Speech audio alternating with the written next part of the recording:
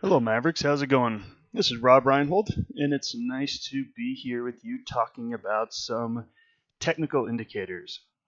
All right, now before I jump into it, you might have heard my take on indicators, you may not.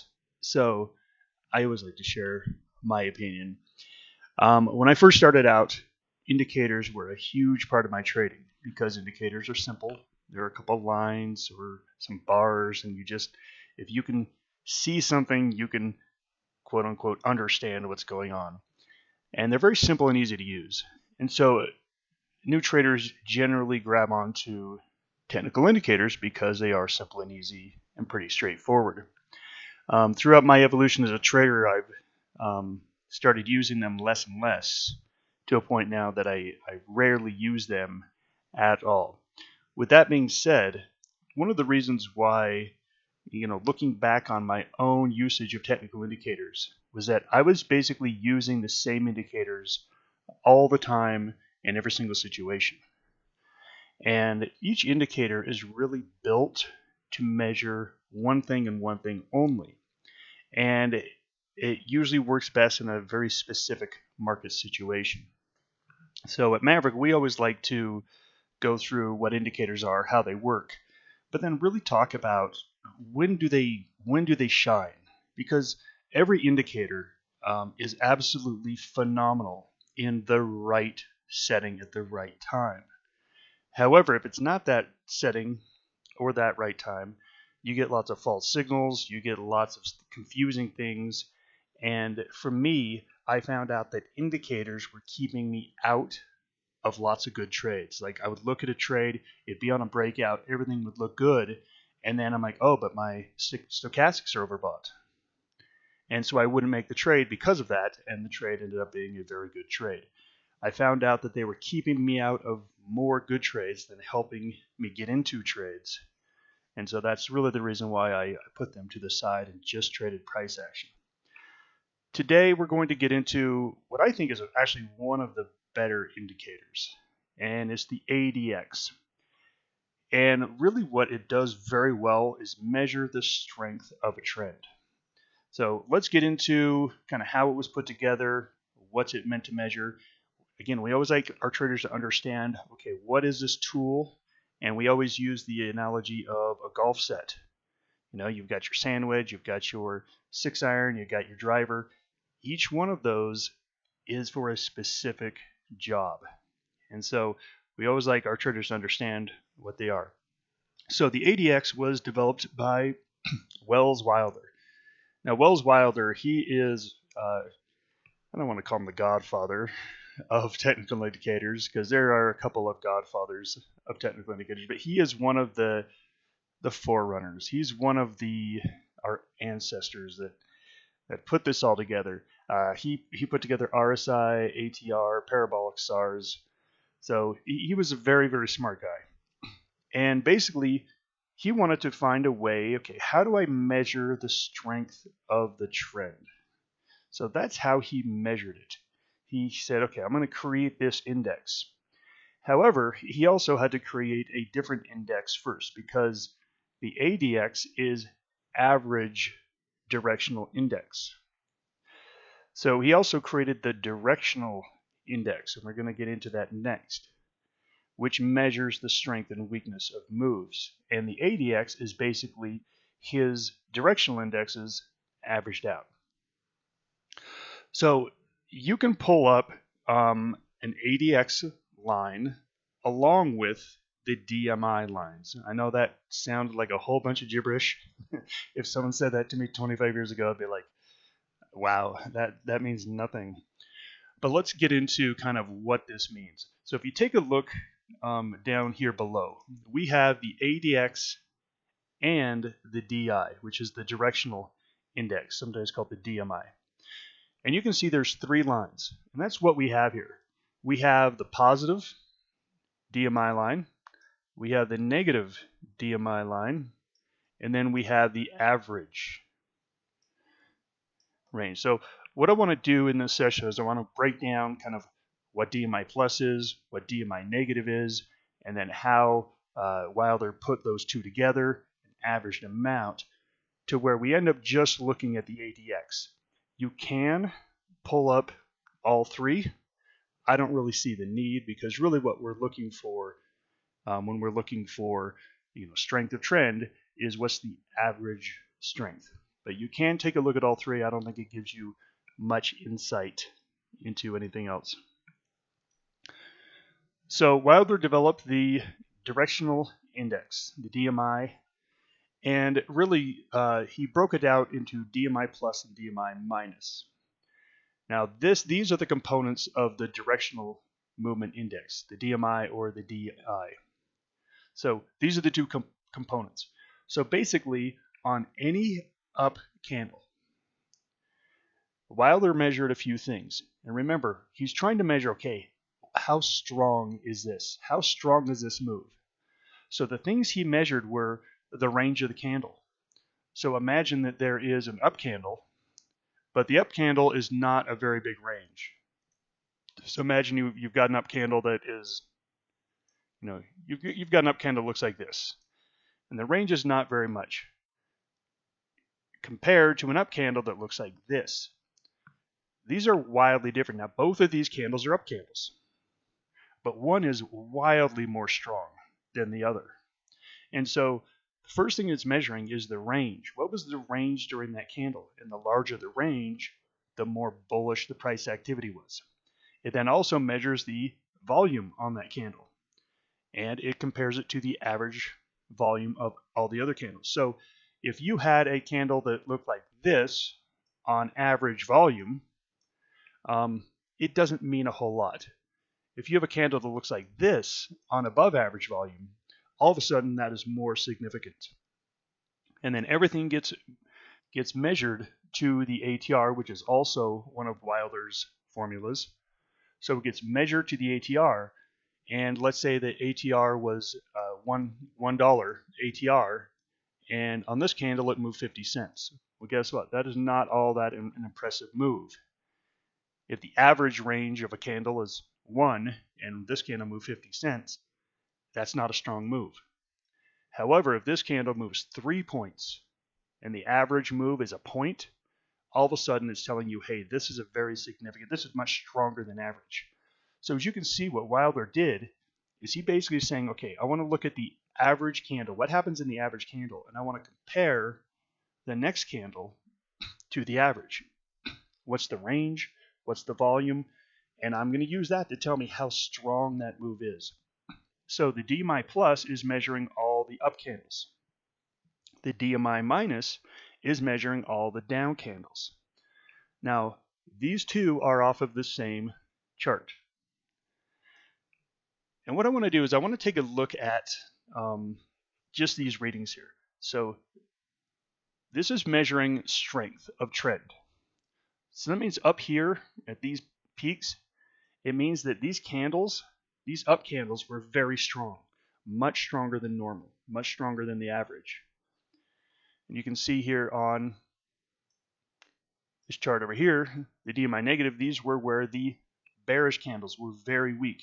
So take a look at what is happening at the same time over here. You can see that there is almost no strength in up candles, but yet a lot of strength in down candles. Now, I don't have to be a genius to know, oh, during this period of time, the stock was obviously falling. Obviously, it was falling. It doesn't take a genius to see that. You can see that during this time, these candles are getting more, but these candles were falling. It doesn't take a genius to know that, okay, well, if the up candles are getting bigger in range, more volume compared to the average, and the bearish candles are doing the exact opposite, we're probably getting a move higher. So just thinking about how these things are put together, it gives you a little insight of what Wilder wanted to measure. And if you take a look at what's happening here, so both of these are losing steam. Both of these, both the up candles and the downward candles, are becoming less powerful. There's becoming less of a move away from the average and closer to the average. However, look at where the bearish candles are. They're down here at 13, and the bullish candles are still up at 26. So what it's telling you is, okay, yes, probably we should see less of a trend happening. However, it seems like the bullish days are stronger than the bearish days, so we're probably getting upward movement, but probably not a whole lot of trends.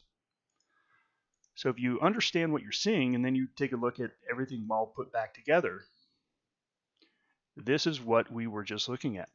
And sure enough, you can see that the DMI negative was much weaker than this, which telling you the trend is getting less, which again, we see this, but it is now looking more like a high base.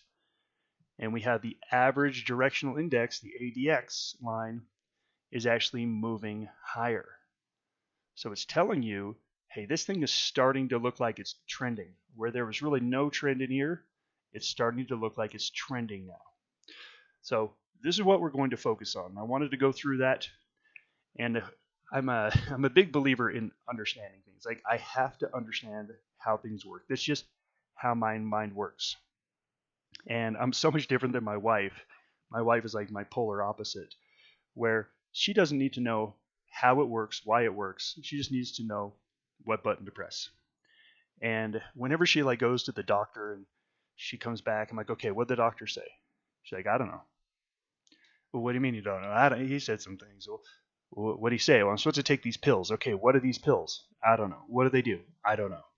And I'm like, wow, we are different, because I'm the guy that doctors hate. I'm the guy that walks in with already doing all the research on all the possible cancers I have, or whatever it is, and the possible solutions to it, and the medications that he should prescribe to me.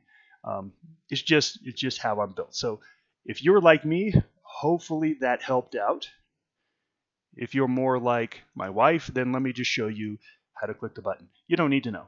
It's just, for some people, we need to know. So let's talk about ADX. As always, we need to talk about time frame, because anytime you use an indicator, you have to use the correct time frames. And this was another problem. Looking back on my early years when I used a lot of indicators, I was basically I didn't even understand the numbers that were in the indicators. I just clicked an indicator and it gave me like a default set of numbers, and I'm like, oh, okay, I guess that's the best. And I never really thought about matching up my indicator numbers with my time frame. Hey, I only want to hold this one for 5 days.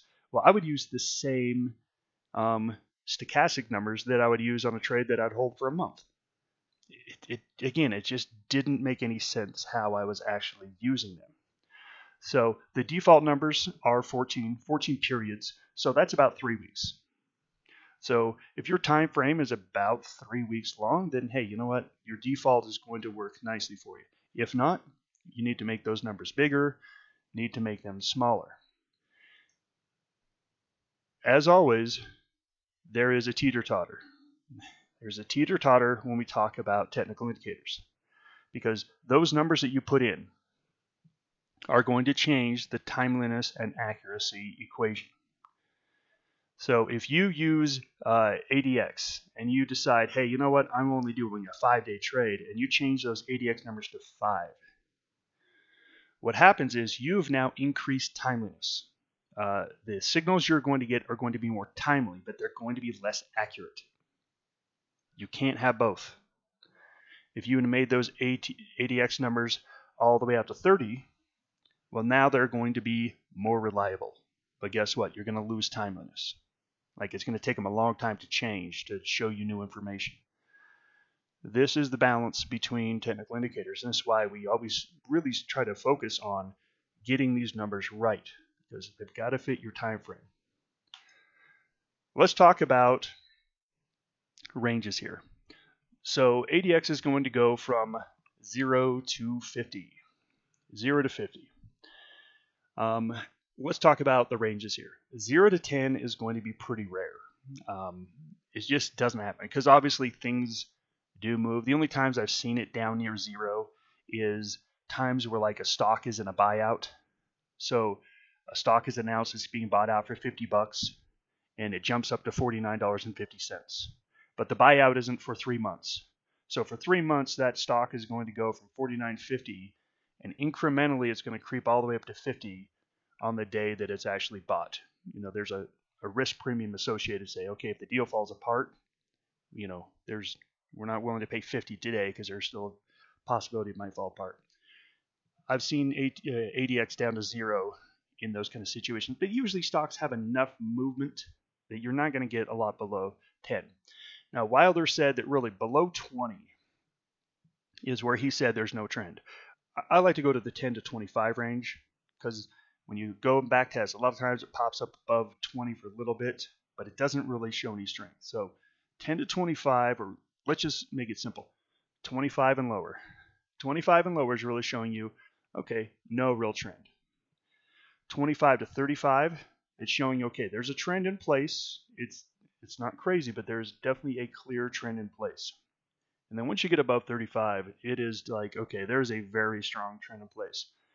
And I grabbed this chart of Amazon, and very rarely do you see readings of 50 on ADX, but sure enough, that was a very extreme reading. I do know people that use these extreme readings as times to possibly get short. I do not recommend that because you're playing a game where this thing's been on a rocket ship the whole time, and you think you can pick the exact time. But that being said, we do see extreme readings here. When we get up to really above 40, 45, we get extreme readings. And you can see that these extreme readings have tended to be peaks on runs. So 25 to 35, there's a trend in place. 35 to 50, there's a strong trend. Now look, ADX is not directional. So this thing could be plunging down, and the ADX is still going to be rising up towards 50. It's just simply measuring the strength of the trend. Okay, so let's talk about when to use it. Now, I don't think ADX is a great indicator for trending strategies. And the reason I say that is because I think there's better indicators. And we've talked about those indicators. We've talked about RSI. We've talked about MACD. There are better trending indicators out there. So I don't like to use or advocate ADX for trending setups. Bull pullbacks, high bases, triangles, all that stuff. I think there's better indicators out there. Where I do think it's nice is it's really good to tell you, okay, when is there no trend? And really we're talking about sideways strategies now. So range-bound trading, I think it works very, very well. Here's an example of a range-bound trade of a stock that's simply bouncing from 68 up to 78. If you're looking, okay, I'm looking to buy this, or sell this next move at 78. It's up to the top of the range. What is my ADX telling me? Is the ADX breaking out above 25 when this is breaking out above 25? Well, if that's the case, I probably don't want to have anything to do with it. But as you can see here, ADX is pretty low, telling you that, hey, we might get 1 or 2 days that pop their head up above this, above this resistance, but the range should still be in effect. So I think using ADX for range-bound trading makes sense, and also range targeting. Range targeting is basically, hey, you know what? I think this stock is going to stay between 68 and 78. Let me do a sideways option strategy to capture that non-movement. So it's something like a butterfly would be appropriate here, butterfly or condor, to where if it stayed in that range. Because range targeting, you want it to stay in your range for the duration of your trade. And if it does, then you make a profit. If it doesn't, then you take a loss. Let's look at a couple charts here. Now I pulled a few charts from the past and I stretched them out, so we're looking at a much longer period of time because I wanted to look at a couple periods as a stock moves. And this first one is Boeing, and right at the left you notice, okay, here we have moved into a sideways trend. Basically the stock is bouncing from, let's call it 330 And the top of the range is up to 370. All right, so that's a nice little range. The ADX has pretty much told you, okay, it is in confirmation. Down here we've got very low readings telling you this is a great time to be doing some sort of sideways stuff.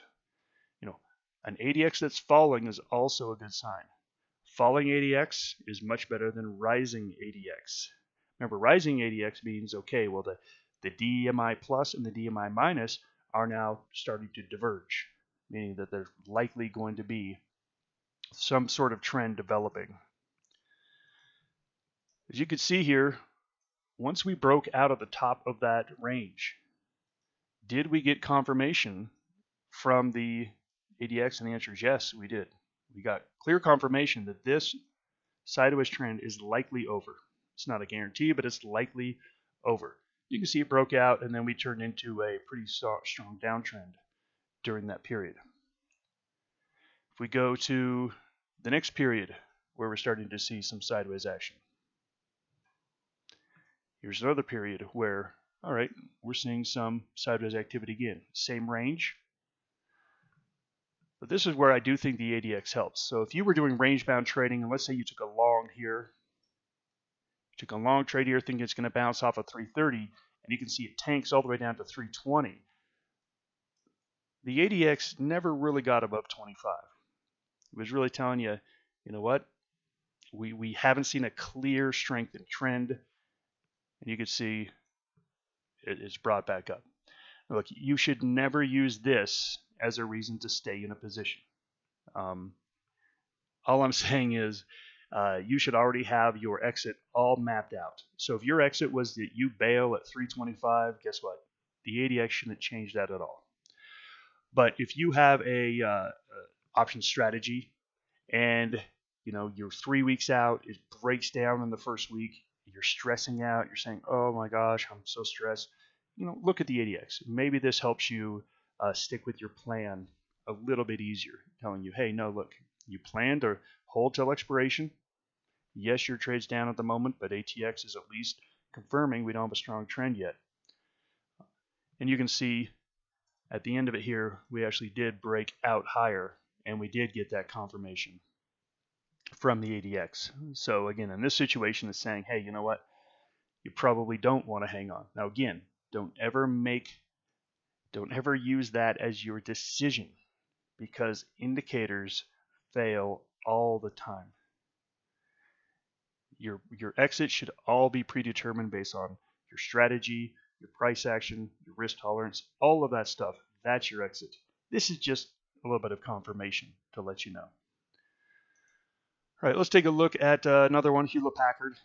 You see a long period of consolidation here. And you can see there was a period there where we did pop to the upside. We did break out to the upside, but it was on no volume. So really no volume. And so we got a run up to roughly 15 on the ADX. So again, just a clear sign that this thing is not trending whatsoever. Until we get that trend above, or that ADX above 25, this thing is likely to stay in this range, somewhere between 9 and 1050. You can see it's been there for a while. So again, this is the best time and the best way to use ADX. You're looking to make a sideways trade. You've got your ranges. Everything else is done on technicals. Pull up the ADX and say, okay, is that ADX above 25? Or is that ADX rising towards 25? Even if it's rising towards 25, that might tell you, hey, you know what? Let me go find another sideways stock that doesn't have an ADX that's rising towards 25, something that is falling down towards 15. That's likely the better trade for a sideways trade. So using it poorly, again, every indicator, as I said earlier, one situation works great, another situation does not work all that well. And the one I talked about is using it for exits. Do not use these to justify staying in a losing situation. It just is a bad way to do it. Everything should be based on price action. Price action, you should have, okay, as long as it doesn't go below 9 or above 11, I'm in. don't let ADX push you out. Don't let stochastics, don't let any indicator push you out, because that price action, those support resistance levels are going to be much better in the long run. And the other thing that ADX doesn't do well is that, and this is not just for ADX, but really all technical indicators, is that it's only measuring the past. And so let's say that there was some major news today that, a war started. Well, that news isn't going to be priced into the last 14 days. It's going to be priced into the first day, but it's going to take a while to work into the calculation. So whenever there's news, I always tell people throw away your indicators, because it's measuring the past. Things have changed. So understand that if there's major news that has changed or a major trend change has occurred, it's going to be a while until your technical indicators are accurate again. So just put them away until you get more clear directions. All right, well, let's wrap this up. Hopefully everyone understands a little bit about ADX. Play around with it, throw it into your charts. ADX is not a universal indicator. And what I mean by that is that if you go to, and I'm talking any charting software, you're always going to be able to get MACD and relative strength index and stochastics. Those are like, everyone uses them. There's thousands of technical indicators. So depending on the software provider, they may only give you a choice of 20 technical indicators. And they may not choose ADX to be on that list. So if you are at a software that it doesn't have it on the list, you might have to jump onto a different software. Look, there's software is ubiquitous now. Again, you can go to investing.com, tradingview.com, finviz.com, starkcharts.com, Yahoo Finance. I mean, you can go really quickly somewhere to find that does have the ability to put ADX in. If you can't get ADX, a lot of times if you put in the directional index, the DI or the DMI, it will include the average of the two, which is just what we talked about, the average directional index, the ADX. So if you don't see ADX on the list, but you see the directional index or the DMI, throw that in. It likely has an average of the two. There you go. You've got your ADX. As always, make sure the numbers match your time frame. And as always, these indicators are only confirmation of price action.